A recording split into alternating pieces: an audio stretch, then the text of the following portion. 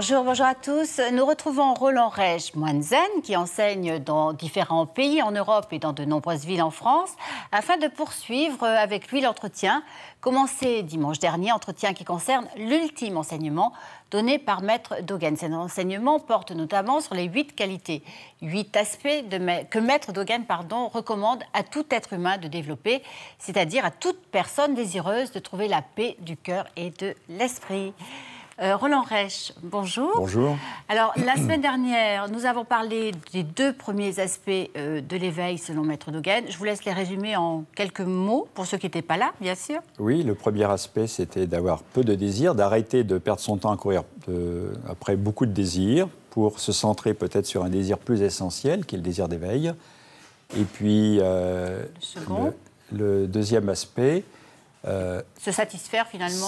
C'était se satisfaire de ce que l'on a et de ce que l'on est, fondamentalement. Alors, donc de retrouver l'unité de sa vie, d'être un avec soi-même, en harmonie avec ce que nous sommes au fond. Alors le troisième aspect concerne, c'est une recommandation peut-être, mener une vie solitaire, loin des agitations du monde. Oui, alors ça nous concerne tous, parce qu'on vit pour la plupart maintenant en ville, donc dans des lieux où il y a beaucoup d'agitation, avec des activités souvent stressantes. Et il est vrai que dans cette ambiance-là, il est difficile de trouver la sérénité, le calme, qui nous permettent d'y voir clair. Donc il recommandait de pouvoir se retirer dans la solitude, dans le calme. Lui-même aimait beaucoup les montagnes, il avait construit son monastère à la montagne. Mais ça ne veut pas dire que Dogen préconisait, ni Bouddha non plus d'ailleurs, un retrait complet du monde. Puisque c'est le bouddhisme Mahayana qui préconise vraiment une pratique de compassion, de solidarité avec tous les êtres, et donc de venir en aide à tous les êtres implique qu'on soit en contact avec tous les êtres. Mais en contact avec une certaine qualité de contact, et non pas dans une activité qui provoque énormément de troubles et de dispersion, et qui empêche, encore une fois, de tourner son regard vers l'intérieur, de se centrer, d'y voir plus clair. Et c'est la raison pour laquelle, même si on ne se retire pas complètement dans la solitude, entrer dans un dojo zen, s'asseoir face au mur, c'est s'asseoir même avec les autres, mais face à soi-même, et se rendre compte qu'au fond, on est radicalement seul. C'est ça qui est important de comprendre. Pourquoi nous sommes radicalement seuls? C'est parce que même si on est très intime avec quelqu'un, au fond, on n'a pas la même histoire, on n'a pas le même karma, on ne perçoit pas les choses de la même manière, on peut échanger. Mais au fond, on est fondamentalement seul. Et surtout, nous sommes seuls parce que finalement, nous ne pouvons rien posséder, nous ne pouvons rien saisir. Et c'est ce que la méditation nous enseigne. Elle nous enseigne le lâcher-prise parce qu'on s'aperçoit que finalement, on ne peut rien attraper. Et donc, la solitude est une condition de base. Si on la refuse, on va en souffrir énormément. On va chercher à se faire, soi-disant, des amis, mais ça va être sur la base de partager un certain nombre d'illusions dans des groupes divers. Si, par contre, on accepte profondément sa solitude, qu'on s'éveille à la véritable nature de notre existence, on va pouvoir rencontrer les autres et sortir de la solitude à partir d'une expérience partagée avec les autres de cette solitude fondamentale. Donc finalement, c'est entrer en solitude ou en retraite, quel que soit l'endroit où on se trouve.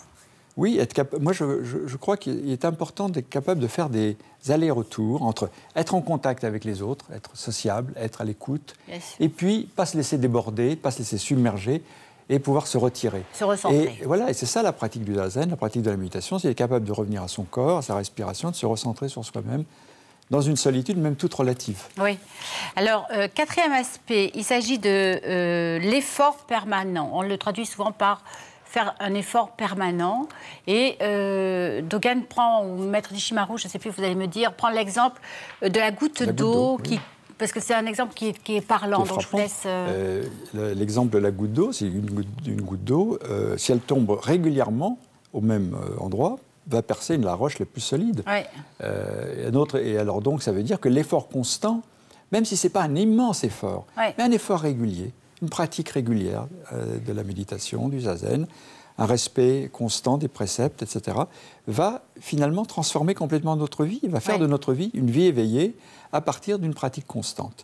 Et alors, il ne faut pas croire que ceci est un effort qui va nous faire souffrir, au contraire, parce que l'effort que nous faisons pour pratiquer, c'est un effort initial pour entrer dans la pratique, mais la véritable pratique du Dharma de Bouddha, c'est de se laisser finalement porter par la dimension de l'éveil à ce dharma et de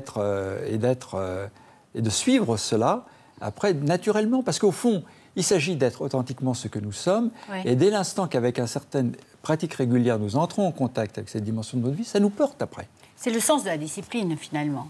Oui, c'est une discipline qui est nécessaire pour en finir avec nos mauvaises habitudes, pour nous libérer d'un certain nombre de conditionnements, de notre paresse, de notre négligence, etc.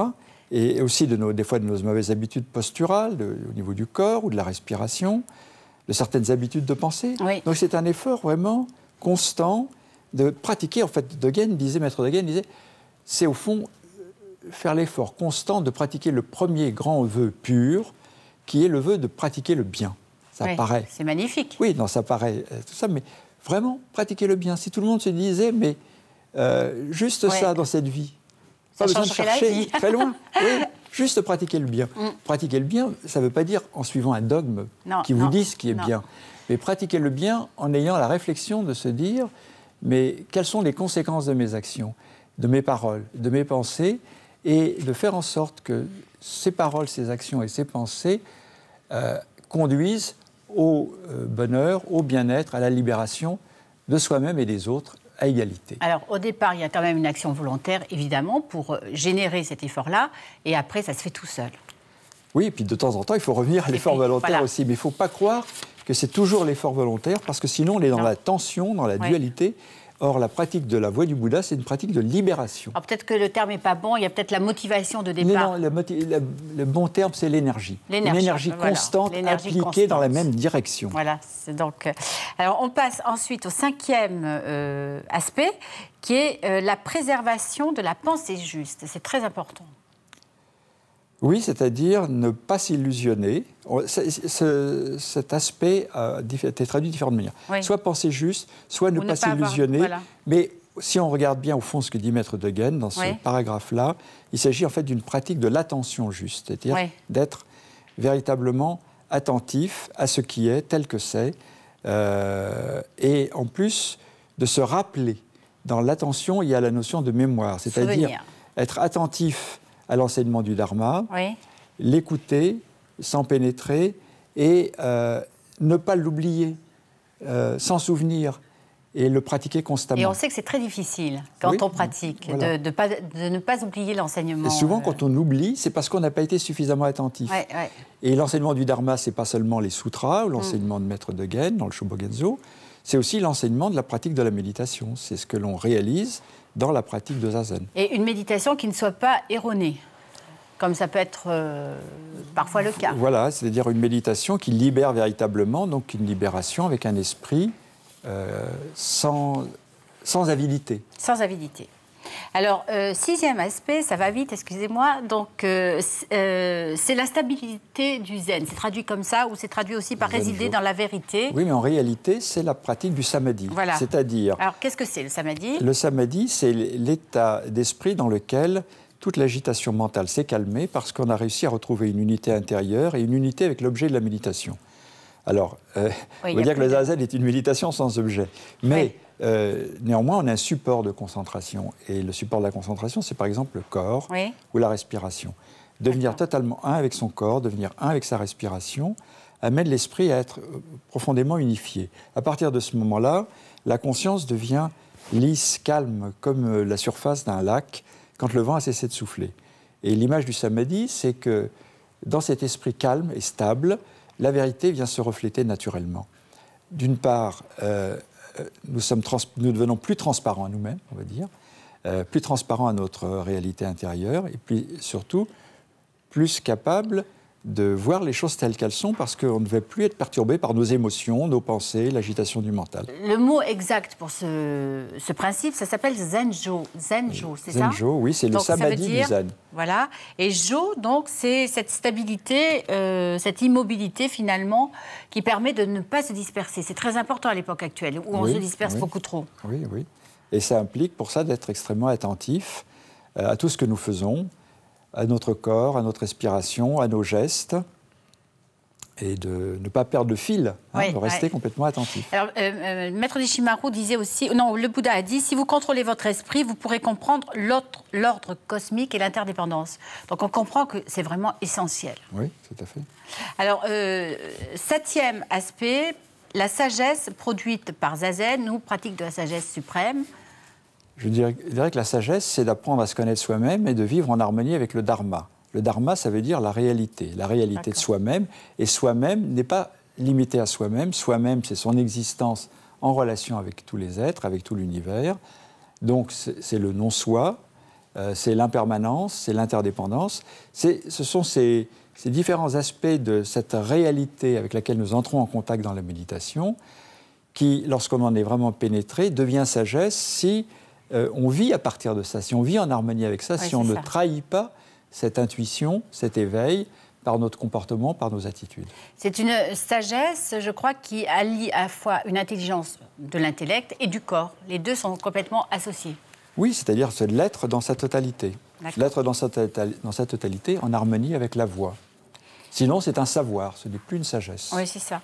Alors, dernier aspect, mais on ne va pas s'arrêter là quand même tout à fait, bien qu'il s'agisse de s'abstenir de parler à tort et à travers, c'est la non-discussion, en fait. Oui. Donc, c'est éviter de trop discuter. Des fois, les discussions peuvent faire jaillir la vérité si on se confronte avec quelqu'un sur un thème de méditation, de réflexion, et on discute et on échange nos points de vue, et à travers l'écoute du point de vue de l'autre, ça peut nous donner un autre éclairage. Donc il ne s'agit pas de ne jamais discuter, mais il s'agit d'éviter l'excès de discussion, de tout le temps discuter, ce qui trouble l'esprit, ce qui le complique, et ce qui finalement n'apporte pas de clarification, mais au contraire nous fatigue et nous épuise, nous complique finalement, rend l'esprit compliqué. Oui, c'est ça. Et souvent dans les discussions, qu'est-ce qu'on cherche? C'est même pas faire jaillir la vérité, c'est d'avoir raison. Oui, c'est vrai. C'est du temps de perdu. Et quand on s'aperçoit que tout le monde fait ça autour d'une table de discussion, on dit c'est vaut mieux arrêter.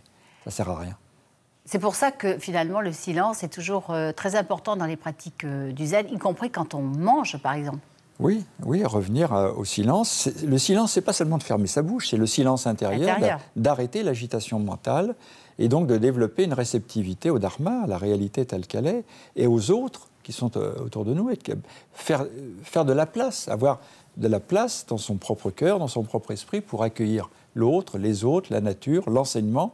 C'est ça le vrai silence. C'est pas juste fermer sa bouche. Oui, ça serait, Mais souvent, fermer sa bouche, ça aide à contacter ce véritable silence. Ça facilite quand même un peu les choses, c'est le début. Alors, tous ces aspects, évidemment, sont interdépendants. Oui. C'est important. Oui, absolument. Parce qu'on peut travailler sur un aspect qui va rejoindre un autre aspect. Mais chacun de ces aspects de l'éveil, finalement, implique et contient les autres. Oui. On pourrait le développer, ça serait un peu long, mais en fait, ils sont complètement reliés.